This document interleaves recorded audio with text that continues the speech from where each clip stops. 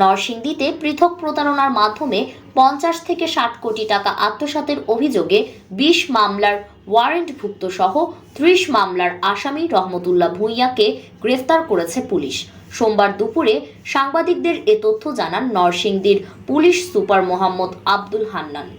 এর আগে রোববার রাতে গাজীপুর জেলার পুবাইল থানার মাজুখান এলাকায় অভিযান চালিয়ে তাকে গ্রেফতার করে নরসিংদী জেলা গোয়েন্দা পুলিশ। গ্রেফতার হওয়া রহমতুল্লাহ ভূঁইয়া নরসিংদীর শিবপুর উপজেলার মুন্সেফের চর এলাকার আবুল কাশেমের ছেলে ও পেশায় রড সিমেন্টের ব্যবসায়ী ছিলেন। পুলিশ সুপার মোহাম্মদ আব্দুল হান্নান জানান, রহমতুল্লাহ ভূঁইয়া শিবপুরের মুন্সেফের চর এলাকায় রড সিমেন্টের ব্যবসা করতেন।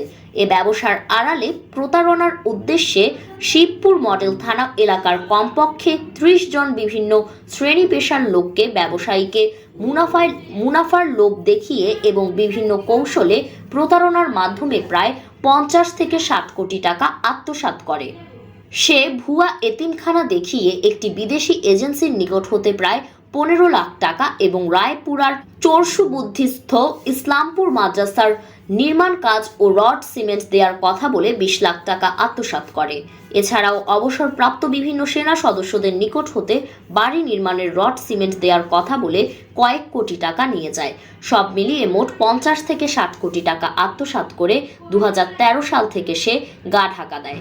প্রতারণার মাধ্যমে অর্থ আত্মসাৎ, চেক জালিয়াতি সহ বিভিন্ন অভিযোগে তার বিরুদ্ধে 30টির বেশি মামলা রয়েছে।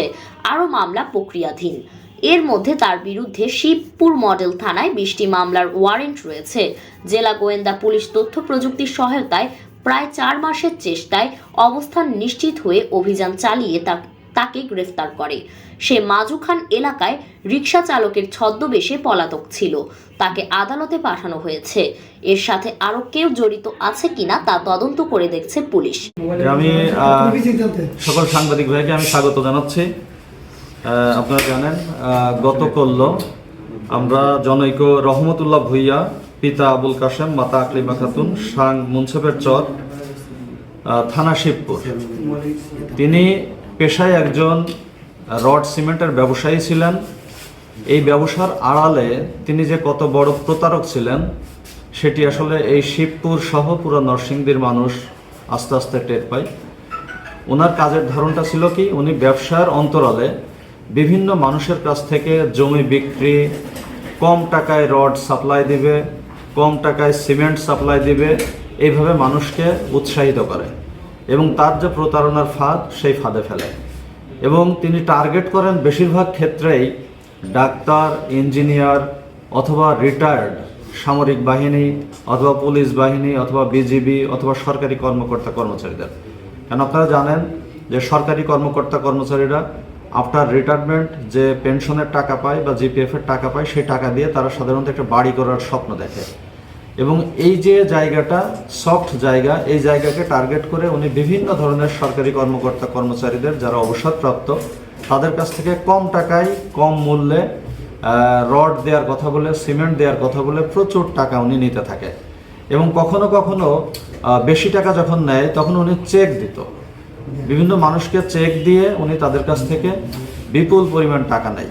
আমাদের কাছে যে তথ্য এসেছে প্রায় 1.5 শতাধিক কোটি টাকা, 50 কোটি টাকারও বেশি টাকা তিনি মানুষের কাছ থেকে এইভাবে নিয়েছেন। কখনো কখনো উনি জমি বিক্রির কথা বলেও টাকা নিয়েছেন। তো এইভাবে আমি গত 4 মাসে তার বিরুদ্ধে প্রচুর অভিযোগ আমার কাছে এসেছে, প্রচুর লিখিত অভিযোগ এসেছে। তো যেগুলো আমরা আমাদের মতো একটি ছায়া তদন্ত করি এবং তার পেছনে আমরা লেগে থাকি এবং পরবর্তীতে তার পিসিপিআর আমরা যাচাই করি।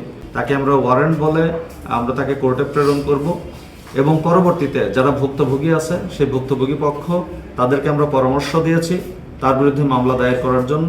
তারা মামলা দায়ের করলে সেই মামলায় তাকে সন অ্যারেস্ট করা হবে এবং আমরা আশা করি ভবিষ্যতে এই ধরনের প্রতারক যেন নরসিংদীতে আর গড়ে না ওঠে।